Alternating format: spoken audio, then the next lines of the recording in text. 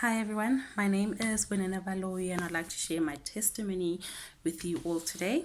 I'll try and keep it as brief as possible while still making sense.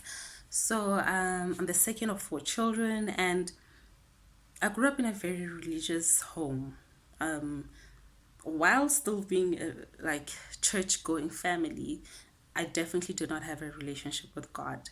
I did not know God. So I would go to church, Bible studies, the youth conferences, when you have your camps and, choir and you're involved in the church, but you do not know God, honestly. You think you know God because you're following the protocol made by the church, by human culture and the religious place, but it's not God. God is nowhere in there. The big turnaround for me in my life happened last year, 2020. So 2020 was it was a beautiful year. Like now I can say it was a beautiful year. Then it was not beautiful. I was not necessarily enjoying the process. It was not really exciting. But now I'm like, yeah, yeah. If you're going through it, keep pushing. Like once you come out and you're like, yeah, that was that's the that's the one. It makes everything make sense. It makes everything go like, I get it now. I get it. Um, so the big turnaround was, I was engaged to be married in 2020.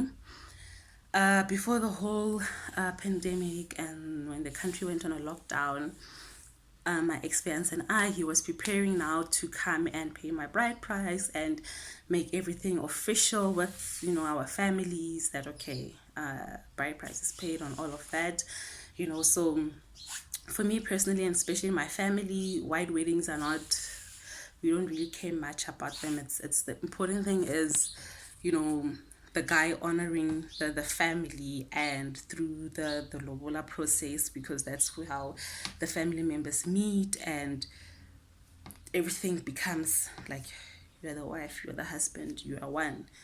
It's done. White wedding, we'll see it whenever, and if it doesn't happen, it's not really a big deal. Well, for me personally, I don't know about others, but yeah. So when I actually finally decided to walk away from my engagement, there was just a lot of things happening. In the beginning, I just thought it was nerves. I just thought it was nerves, or maybe I was being scared. But then it's like I could tell, even though I did not have a relationship with God, but it's like my spirit could tell, like, when I know God is calling you to, before you walk down the aisle, like, you get it together. Like, you get it together.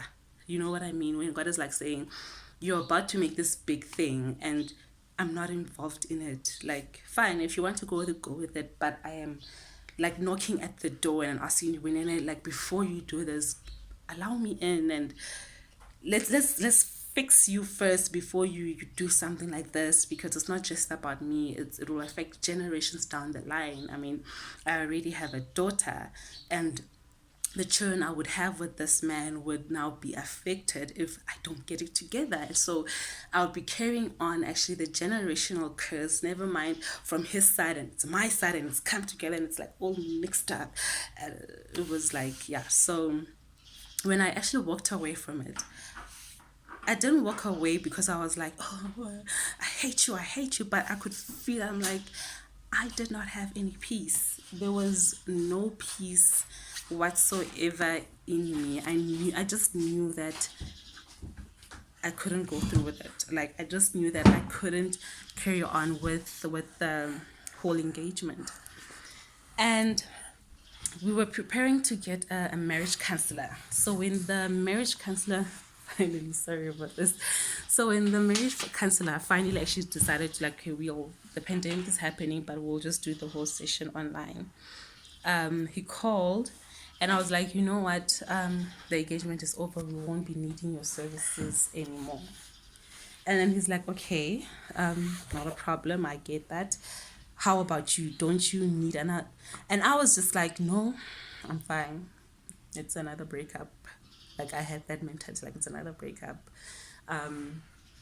give me a few weeks, let me mourn the relationship, and I'll be fine. There are bigger things happening in my life right now that I need to get together than to focus on this. And I know actually that he was sent by God because he's also a pastor. And I didn't know that. I just thought it was just a counselor that was doing his job and whatnot. And then he offered to do the counseling for free. So I was like, you know what, it's fine, not a problem, we'll carry on with it. And we never really dwelled on the whole relationship with me and my ex-fiance. He was really more focused on, tell me about your past. Tell me who is Vunene. And in all honesty, I couldn't even answer really who is Vunene. I did not know who Vunene is. It was just about, like, I was using the relationship actually to cover, and that is a very dangerous thing. And we started going through the process, and then he asked about my child. So I love my child like nothing else, but I never talk about how I conceived my child. So the only few people who know the process, and those people, it's like my sister and my cousin. And I've never really even spoken about it with my parents. Like, my sister's the one who actually told them, because there was just so much shame. I felt so much shame and embarrassment with it. The fact that I had conceived my child through rape, and that the father of my child is an apostle, is a like a leader in a church, a very controversial, popular church in South Africa. And then if I were to come out, and it's like already with that church, there's controversy about that whole topic of women crying rape and everything. So I'm like, okay, now I have to come out. And I didn't want to be a statistic. That was the whole thing. I didn't want to be a stat. I was like, no, I don't want that. And so there was a lot of, which also affected my relationship with God. So as much as maybe, as much as I said that I was a Christian, but I was a lukewarm Christian, and I was just a Christian because that's all I knew. But I wasn't. Okay, let's take the video now. Ne? Right. I wasn't intentional about building my relationship with God. I didn't really believe in Him. I just stuck through being a Christian because that's all I knew. And I knew I didn't want to be in all these other things like Osangoma and all of that, because I already know like there's just too much drama in that. I'm like, no, I'm not doing that. So let me just stick through this Christian thing and see where it takes me. And when I was going through that healing process, I realized there's a lot of things that have happened in my life that I didn't heal with, and I just stuck it over and I blamed God for all of these things. So like I said, even though I didn't say it out loud, but in my heart, I was angry with God. I had a grudge with God. Like, me and God were not on good terms. Like, I was giving God attitude, like indirectly, like rolling my eyes. You know, when you like rolling your eyes at a person, you're not saying it, but the rolling of the eyes says it all.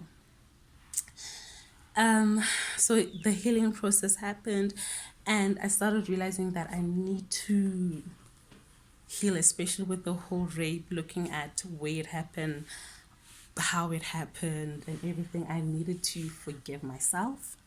I needed to forgive the whole situation, because then I would carry on that cycle to my daughter, who is absolutely innocent in all of this, and she's just a precious little angel.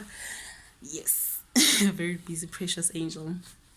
And coming to the healing, and with all that process, God then really isolated me. So it's like He took everything that I knew that I was comfortable with. He took that all away. The people, like, all I had was Him. I went through a very, very dark moment where I just felt so alone, and I would spend hours like crying and be like, God, help me, help me. I remember one specific night, I couldn't sleep because I was just, dear my God. And I was on the floor trying to pray, but nothing could come out. All I could do was be on my knees and cry. And while I was crying, it's like I saw myself, I was going down in a pit, like in a sand pit. and I'm crying for help. I'm just screaming, help me, someone, anyone, help me.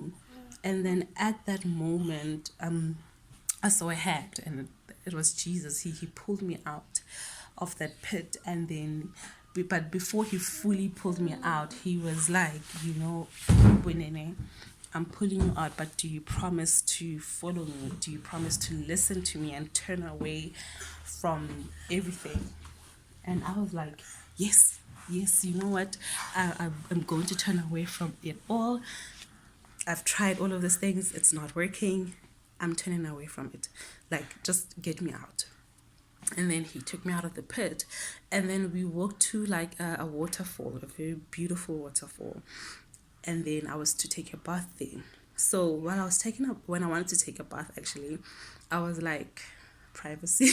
I was like, I need privacy. Like, move. I need to wash off this mud off me.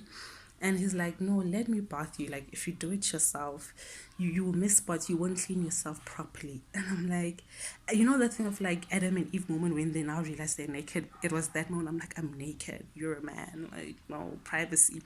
And it's like, there's nothing you can hide from me. I created you. I know everything. And in fact, I know more than anyone which parts of your body need to be washed thoroughly. And I was like, you know what? Okay, fine. You can bathe me. Then he bathed me. And I remember after he bathed me, I like took my hand and put it behind my neck, right? And it felt so clean. It's like I could see my neck. I'm like, my neck has never been this clean in a very long time. Getting to the back, washing that part is always hard. So finally, it's clean. It's so clean. I was so happy. I'm like, I was so happy that I allowed him to bathe me. And then we moved to a part where it's like a beautiful garden, and in that garden it was just like it was like a picnic. We're sitting, we're talking, and in that place is like, you're going to spend some time here with me, and I'm teaching you and learn and be patient. But when you're done here, I need you to go back to the pit. There are more people there, and I need you to be the one to lead them to me. And I was scared, and I'm like, I can't do that. Like, how do I start? How do I talk to people? What if they don't want to listen to me? Like people with Christianity, they don't want to listen.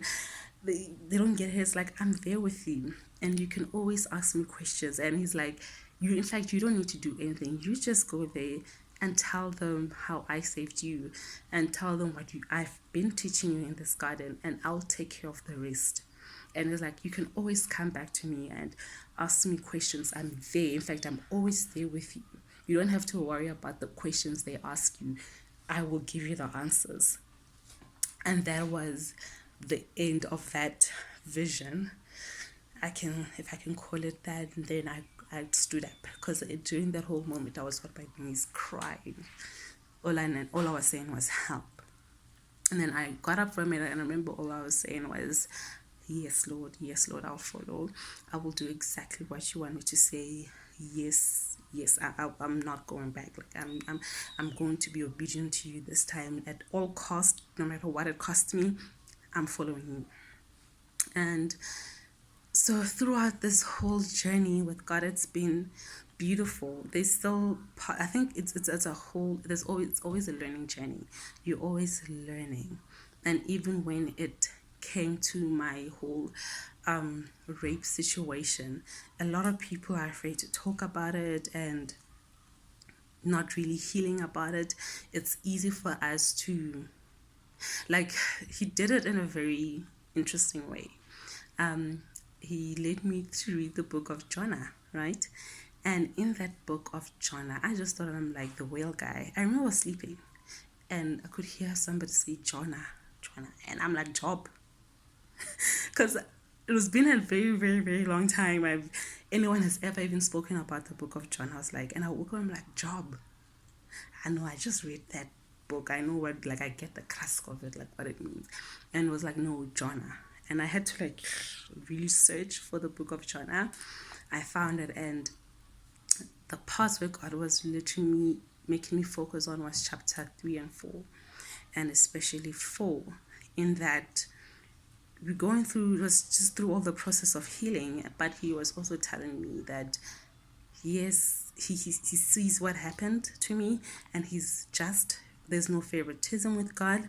Justice is his.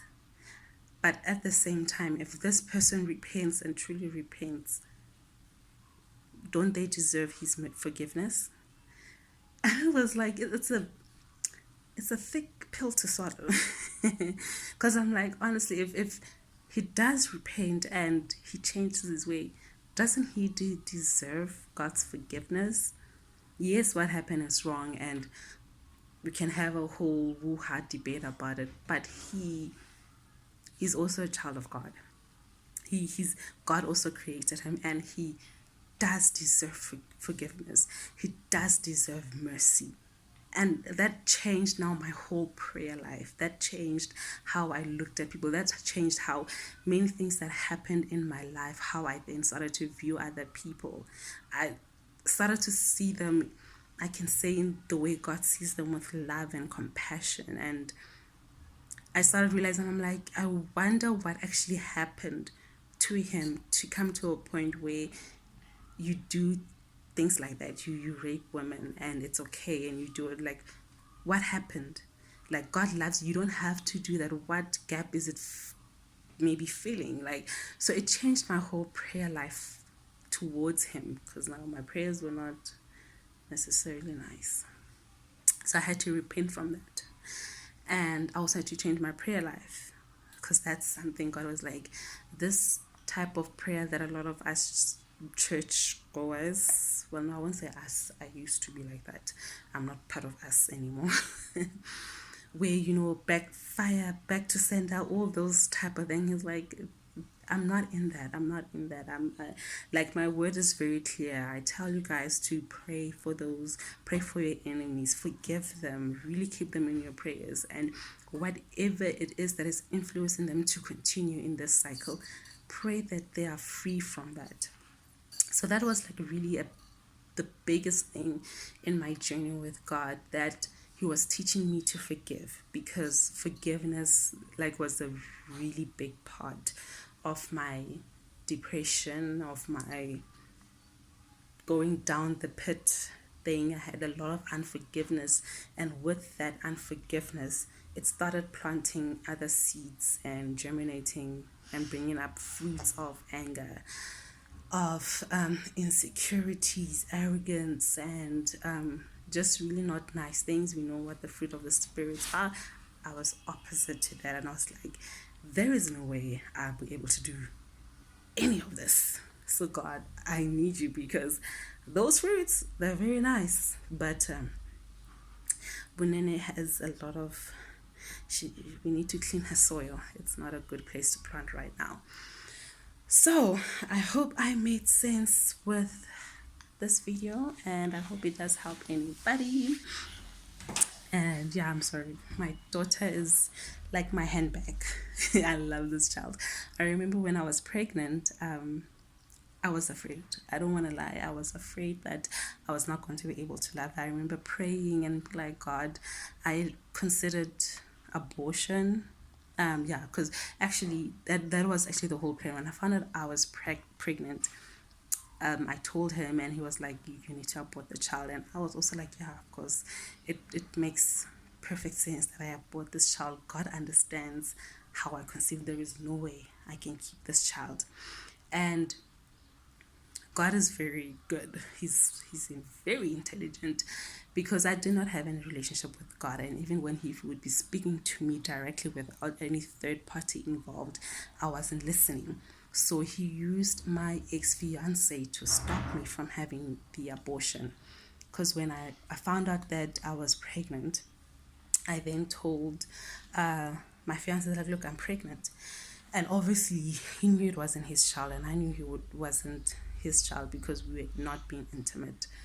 So again, I never told him that what happened. I actually was only honest with him about the whole rape incident. I think it was like maybe 2 or 3 months before he would have to come and pay my bride price, and that was through WhatsApp. So like there was just so many issues with me that I'm so happy I listened to God when he told me all of this,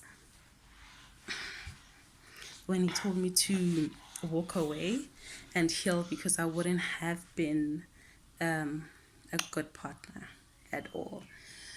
So yeah, and then yeah, he asked me to have an abortion, but my ex fiance then stopped me and he was like, "Look, Vunene, I don't have a problem if you're being honest about that. It was like a one night stand thing. That's the whole story I was going on with. Like, it was a one night stand. It was, we were praying together, and one thing led to another, kind of nonsense." That's the whole story I was giving people because I didn't want to say, hey, it was rape. Part of the group of girls who are crying that, hey, this ministry, we're being abused over here. So then he stopped me. I didn't have my abortion. I remember even praying. I was like, God, I don't know if I'll be able to love this child. Will I be so angry that I'll end up starting to punish this child? And now she grows up being a broken woman because of a toxic mother. I was so scared. I don't want to lie, I was so scared. I was like, maybe I should give her up for adoption, because anyway, I didn't have the abortion. So I was like, maybe adoption will be the best choice. Let me give up for adoption and give her a chance to experience love and safety. Me, I might not be able to do that for her. I won't be able to give her love. I didn't have the best relationship with my mother. So how am I supposed to even give love and know how to be a mother to a child? But God has been using her to show me how much he loves me, because I look at her and I'm like, oh, the way I love this little human. Like, that love. Like, I'm like, yeah, I will die for you. I have moments like that. And during that moment, God will be like, the way you're looking at this child, like, I love you. Like, child, I love you. That is how I feel about you and more. Like, the love I have is nothing compared to what we as humans call love. Yay, I love you. I really thank God for my child. My child saved me. It's not, a lot of people will look at the circumstances of how I conceived my child and would think there's a lot of bitterness and anger and all of that, but I can confidently say God used that whole situation that was meant to maybe make me walk away from God and hate him like nothing, but he used that and showed me his love. Like, yeah, like he really showed me, like, when I see you, I love you, I am for you, and I'm not going anywhere, girl. I got you. You and Shalom, you're mine. I got you. So yeah, this is the part of the testimony that I would like to share. I mean, there's so many other stuff, but I think this is good for now.